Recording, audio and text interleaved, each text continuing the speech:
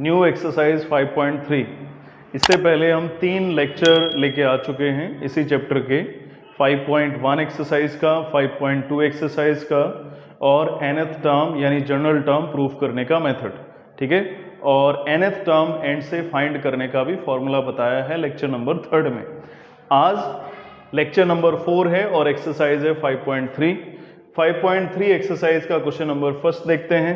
देखो, अगर 5.3 एक्सरसाइज को क्लियर करना है उसके लिए लास्ट 3 लेक्चर को देखना पड़ेगा, उनको समझना पड़ेगा, तभी ये जो एक्सरसाइज है या आगे आने वाली एक्सरसाइज है जिनके हम वीडियो लेके आने वाले हैं वो तभी क्लियर होगी। पीछे वाली एपी की 3 वीडियोस हैं, उनको पहले क्लियर कर लो, उसके बाद अब एक्सरसाइज 5.3 को क्लियर करो।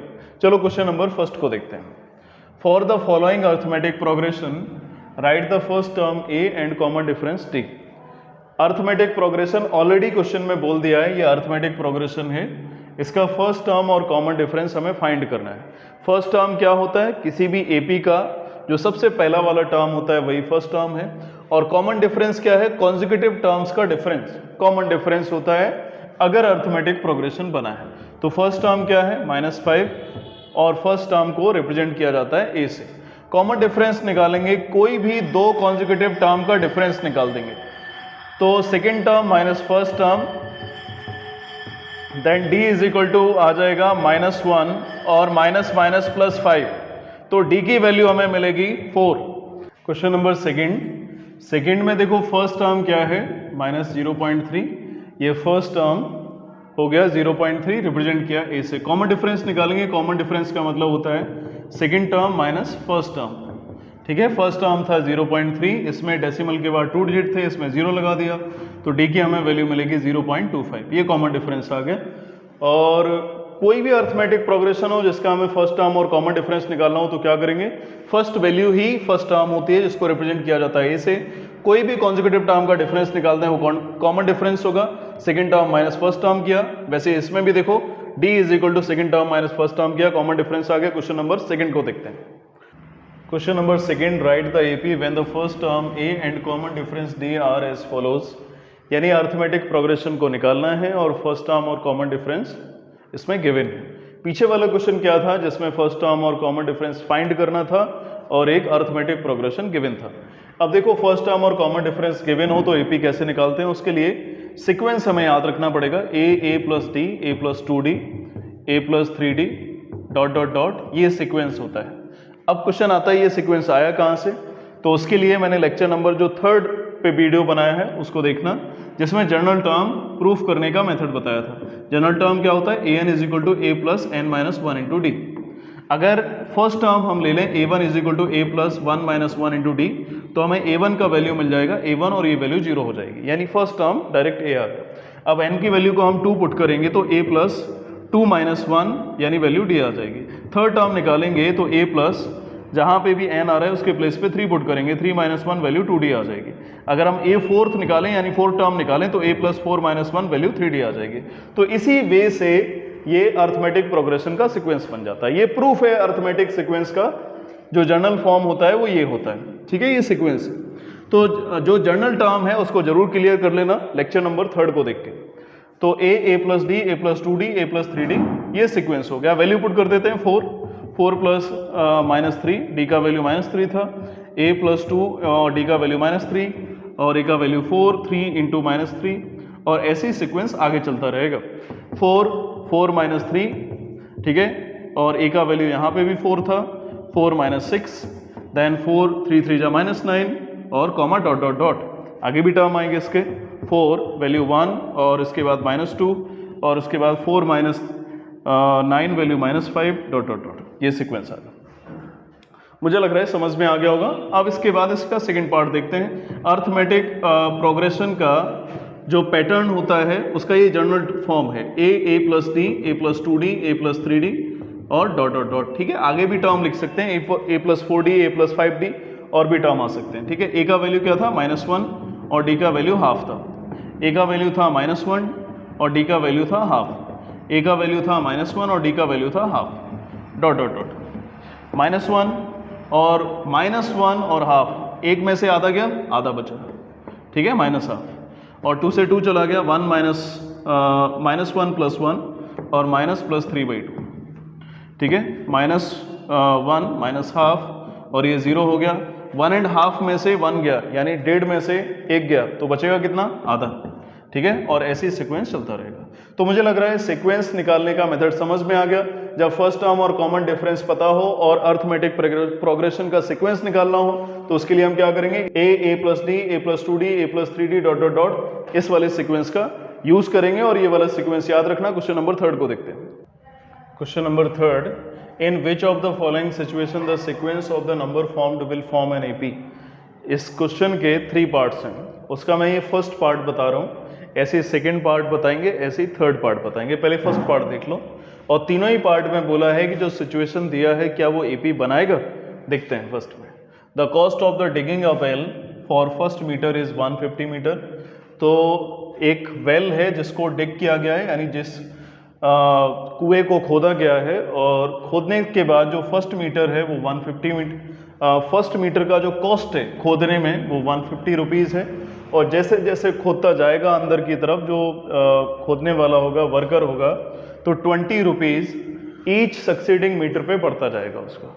यानी फर्स्ट मीटर पे अगर उसे 150 रुपीज़ मिलेगा तो इसका मतलब जो नेक्स्ट मीटर होगा उस पर 20 रुपीज़ उसके बढ़ जाएंगे।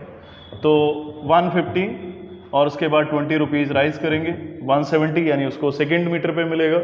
और थर्ड मीटर पे फिर से 20 रुपीज़ राइज करेगा, यानी 190 मिलेगा, 20 रुपीज़ और राइज कर गया, 190 है। और फिर से 20 रुपीज़ राइज करेगा, 210, फिर से 20 रुपीज़ राइज करेगा नेक्स्ट मीटर पे, 230 डॉट डॉट डॉट। तो क्या देखो ये सिचुएशन जो है क्या AP बना रही है? चेक कर लेते हैं। कॉन्जिक्यूटिव टर्म्स का डिफरेंस देखो, 20 आ रहा है, 20 आ रहा है, 20 आ रहा है, 20 आ रहा है। Hence the above situation form an AP।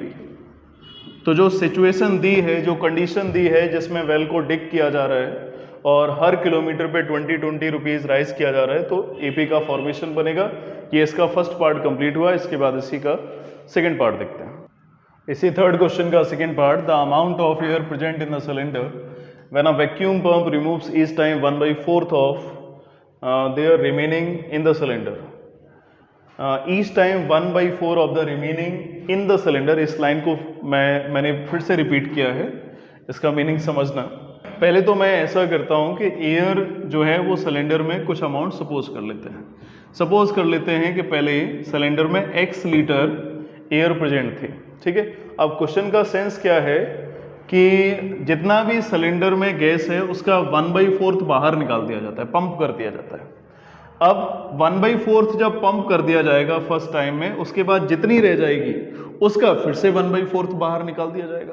और जब 1/4 बाहर निकाल दी जाएगी उसके बाद जितनी रह जाएगी उसका फिर से 1/4 बाहर निकाल जाएगा। क्वेश्चन में बोला है क्या ये जो सिचुएशन बन रही है क्या ये AP का फॉर्मेशन करेगी? देख लेते हैं। तो let amount of air present in cylinder. तो जो एयर सिलेंडर में प्रेजेंट है, जैसा मैंने बोला कि x लीटर सपोज कर लेते हैं, तो डायरेक्टली फर्स्ट टर्म क्या हो गया? x।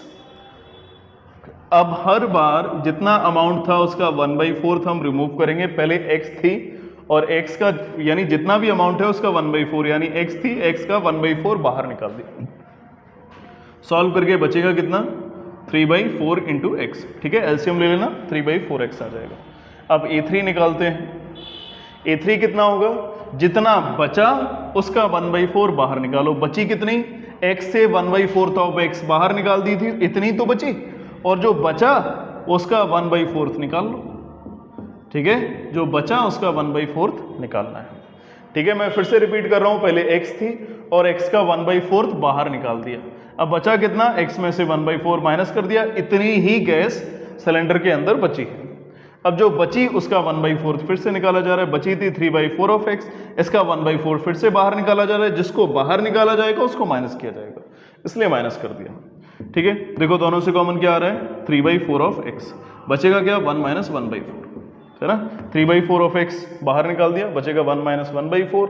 सॉल्व किया 3/4x और 1 में से 1/4 को माइनस किया, वैल्यू आएगी 3/4। तो 3 3 जा 9 और 4 4 जा 16 इंटू एक्स। ठीक है, A3 निकाल दिया। देखो अगर हमें चेक करना है अर्थमेटिक प्रोग्रेशन बना या नहीं बना, तो उसके लिए कंडीशन क्या होती है, सेकंड में से फर्स्ट को माइनस करो और थर्ड में से सेकंड को माइनस करो। अगर दोनों से वैल्यू सेम आ जाए तो अर्थमेटिक प्रोग्रेशन, अगर नहीं आए तो अर्थमेटिक प्रोग्रेशन नहीं होगा। माइनस करके देख लेते हैं 3/4x माइनस एक्स। ठीक है, एलसीएम लिया तो एलसीएम लेने के बाद 4, वैल्यू 3x माइनस 4x आ गया माइनस x/4। यही सेम वैल्यू सेकंड डिफरेंस से आ जाए, यानी A3 माइनस A2 से आ जाए। तो देख लेते हैं 9/16x माइनस सेकेंड टर्म आया था 3/4x। ठीक है, दोनों का एलसीएम ले लिया, 16 और 4 का 16 आएगा और 9x हो गया। ठीक है, 4 4 जा 16, 4 3 जा 12 और वैल्यू आ गई माइनस 3x/4।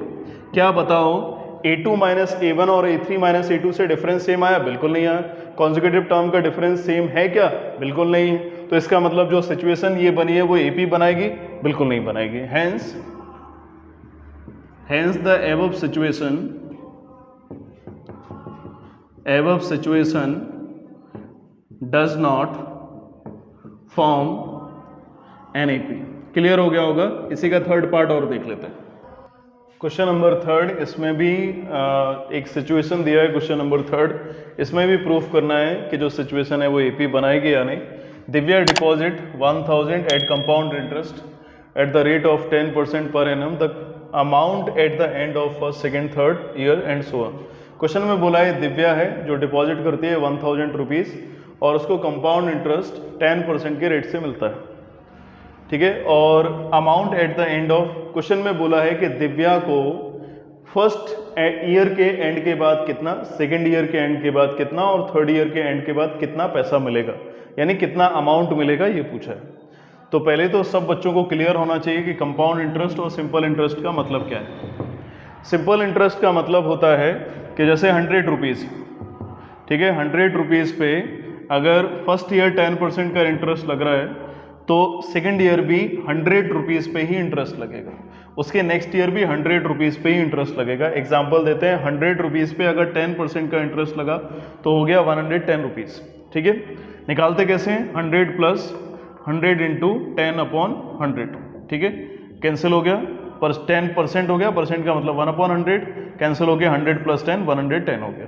अब आगे जो इंटरेस्ट लगेगा वो 110 पे नहीं लगेगा, 100 पे लगेगा। अगर 110 पे लग जाए तो वो हो जाता है कंपाउंड इंटरेस्ट, जिसको बोलते हैं ब्याज पे ब्याज। ठीक है, ब्याज पे ब्याज लगता है वो कंपाउंड इंटरेस्ट। ठीक है, 100 का 110 हुआ, 110 पे फिर से लग गया। 110 का अगर हम 10% निकालें, चलो निकाल देते हैं 10%, तो 10/100। ठीक है, तो वैल्यू आएगी 121। तो जो 121 आ गया। अब आगे देखा जाए, अगर कंपाउंड इंटरेस्ट हुआ तो 121 पे फिर से आगे लगेगा, और अगर सिंपल इंटरेस्ट हुआ तो हर बार 100 रुपीज़ पे ही लगेगा, यानी प्रिंसिपल पे ही लगेगा। ठीक है, तो सिंपल इंटरेस्ट क्या है, जो अमाउंट है उसी पे लगता रहेगा बार बार ब्याज, जितने भी साल तक रहेगा, जितना भी इंटरेस्ट लगेगा। लेकिन जो कंपाउंड इंटरेस्ट आएगा फर्स्ट ईयर के बाद, जो नेक्स्ट ईयर जितना अमाउंट बना टोटल, उस पर फिर से ब्याज लगेगा, और उसके बाद नेक्स्ट ईयर जो अमाउंट बना उस पर फिर से ब्याज लगेगा, यानी ब्याज पे ब्याज चलता रहेगा।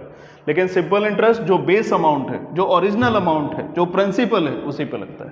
क्लियर हो गया होगा कंपाउंड इंटरेस्ट और सिंपल इंटरेस्ट। ठीक है, अब क्वेश्चन देखते हैं। फर्स्ट ईयर के एंड में कितना लगेगा, तो फर्स्ट ईयर के एंड में देख लेते हैं। 1000 प्लस 10% का बोला है, तो 1000 का 10%, फर्स्ट ईयर 10% लगता है, तो 1000 प्लस 1000 इंटू 10/100, तो 1 और 2, इन दोनों को सॉल्व किया तो 1100, यानी 1100 हो गया फर्स्ट ईयर। सेकेंड ईयर देखते हैं, कंपाउंड इंटरेस्ट है, जो अमाउंट बना अब उस पर लगेगा, क्योंकि कंपाउंड इंटरेस्ट है। अगर सिंपल होता तो 100 पे लगता, तो 1100 और 10%, तो 1100 प्लस 1100 इंटू 10/100, तो इसको सिंप्लीफाई किया, सिंप्लीफाई करेंगे तो 1100 प्लस 110 आया। इसको जब सॉल्व किया तो 0 1 और 2 1, ये A2 आ गया।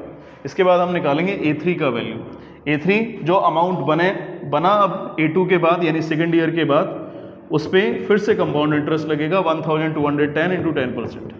10% का मतलब 10/100, 0 0 0 0 कैंसिल हो गया। देन 1210 प्लस 121 ऐड किया 1 और 2 और 1 3 आएगी वैल्यू, 1 और 2 3 हो गया, 1 हो गया। अब हम चेक करते हैं ये एपी बनेगी या नहीं बनेगी। एपी चेक करने के लिए क्या करेंगे, सेकंड माइनस फर्स्ट किया, सेकंड माइनस 1210 माइनस 1100 वैल्यू आ गई, दोनों का डिफरेंस निकाला 0 और 1 में से 0 को माइनस किया 1 आएगा, 12 और 11 110 आ गया। ऐसे ही A3 माइनस A2 को चेक करेंगे, 1331 माइनस सेकेंड टर्म से वैल्यू आ गई थी 1210, 1 मिला और 3 में से 1 को माइनस किया 2 आएगा और 3 में से 2 को माइनस किया 1 आएगा। क्या देखने से लग रहा है ये एपी बनाएगा? बिकॉज कॉन्जिक्यूटिव टर्म्स का डिफरेंस सेम नहीं आ रहा है। अगर कॉन्जिक्यूटिव टर्म का डिफरेंस सेम नहीं आ रहा है इसका मतलब ये जो सिचुएशन है ये एपी नहीं बनाएगी। हेंस द above situation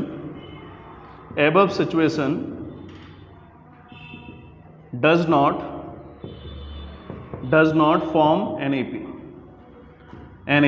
इस क्वेश्चन से सिंपल इंटरेस्ट, कंपाउंड इंटरेस्ट भी क्लियर हुआ होगा और कंपाउंड इंटरेस्ट कैसे निकाला जाता है ये भी समझ में आ गया होगा और ये चेक कर लिया कि ये जो सीक्वेंस है, ये जो सिचुएशन है वो एपी बनाएगी या नहीं बनाएगी। अब नेक्स्ट क्वेश्चन नंबर 4 को देखते हैं। Question number 4, find the common difference and right the next 4 term of each of the following AP. एक तो कॉमन डिफरेंस निकालना है, उसके बाद ये जो सीक्वेंस बना हुआ है एपी के इसके नेक्स्ट 4 टर्म निकालना है। तो पहले कॉमन डिफरेंस निकाल लेते हैं। कॉमन डिफरेंस क्या होता है, सेकंड माइनस फर्स्ट, ठीक है, और कॉमन डिफरेंस आ गया -3। ये जो टर्म आए हुए हैं इसके बाद के नेक्स्ट के 4 टर्म निकालना है। तो इसके बाद का जो फर्स्ट टर्म होगा यानी 1 2 3 4 फिफ्थ टर्म को हम लिख सकते हैं a+4d, ठीक है, because an is equal to क्या होता है, a+n-1 इंटू डी। अगर n है तो n-1 आता है, वैसे ही अगर 5 है तो 4d आ जाएगा। ये फिफ्थ टर्म है तो a5, a का वैल्यू कितना था 1, ठीक है, फर्स्ट टर्म था 1 + 4 इंटू -3, सॉल्व किया a5 is equal to 1 - 12 value आ गई -11। a6 निकालेंगे, a6 इसका कौन सा टर्म होगा, 1 2 3 4, ये फिफ्थ हो गया और ये 6 टर्म हुआ, ठीक है। a6 का मतलब हो गया a+5d, a का वैल्यू 1 था और 5 इंटू डी का वैल्यू -3 था, तो 1 प्लस माइनस हो गया -15, वैल्यू आ गई -16। a7th टर्म निकालेंगे और a7 का मतलब a+6d, a का वैल्यू था 1 और +6 इंटू डी का वैल्यू -3 और 1 -18 वैल्यू आएगी -17। और इसके बाद a8 को निकालेंगे, a8 का मतलब a+7d और a का वैल्यू था 1 और 7 इंटू कॉमन डिफरेंस d का वैल्यू -3 और 1 7 3 = 21 वैल्यू आ गई -20, ठीक है। ये 4 टर्म थे और नेक्स्ट 4 टर्म निकाल दिए, 5th 6th 7th और 8th, ठीक है। ये मैंने यूज़ किया है, मैं फिर से रिपीट कर दूं, an is equal to a+n-1 into D, जो लेक्चर नंबर मैंने 3 में प्रूफ किया था, nth टर्म।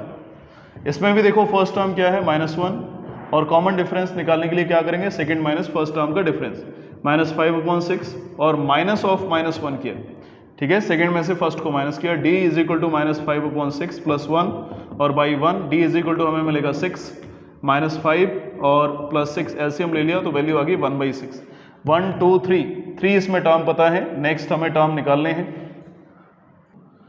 1/6 आ गया, ठीक है, इसमें -16 नहीं होगा, ठीक है, -15 + 1 वैल्यू 14 आएगी। ये -11 हो गया, -14 हो गया, -17 हो गया, -20 हो गया। देखो सब में -3 का डिफरेंस आ रहा है, ठीक है। अब इसका a और d निकाल दिया है, इसके बाद 3 टर्म हो गए, 4th टर्म निकालेंगे। 4th का मतलब क्या होता है, a+3d, ठीक है। a का वैल्यू -1 और +3 इंटू कॉमन डिफरेंस 1/6 था, 3 2 = 6, -1 + ½ वैल्यू आएगी -½ a5 निकालेंगे, a5 का मतलब होता है a+4d, a का value -1 + 4 into common difference d का वैल्यू 1/6, 2 और 3, -1 + 2/3, दोनों का एलसीएम लिया, एलसीएम लेने के बाद वैल्यू 3 -3 + 2 यानी वैल्यू आ गई -1/3।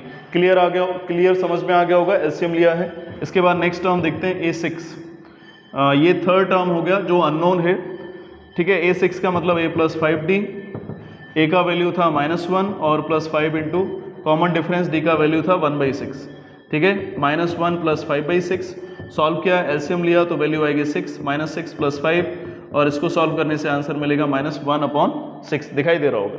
इसके बाद 7th टर्म निकालते हैं। 7th टर्म का मतलब हो गया a + 6d, तो a का वैल्यू था -1, ठीक है, और 6 × d का वैल्यू था 1/6, 6 से 6 कैंसिल हो गया, -1 + 1 वैल्यू आ गई 0, ठीक है। तो 4 टर्म पता थे, 5th 6th 7th 8th, इसके नेक्स्ट 4 टर्म आ गए। इसमें 3 टर्म पता थे, नेक्स्ट 4 टर्म यानी 4th 5th 6th 7th, ये 4 टर्म निकाल लिए। क्वेश्चन नंबर 4 तक क्लियर हो गया है 5.3 एक्सरसाइज का। इसमें 3 क्वेश्चन अभी भी बचे हुए हैं, question number 5, question number 6, question number 7, वो हम लेके आएंगे नेक्स्ट वीडियो में, ठीक है। इन क्वेश्चंस को क्लियर करना, पीछे के जो 3 लेक्चर हैं उनको भी क्लियर करना। नेक्स्ट वीडियो में मिलते हैं। Okay, thank you.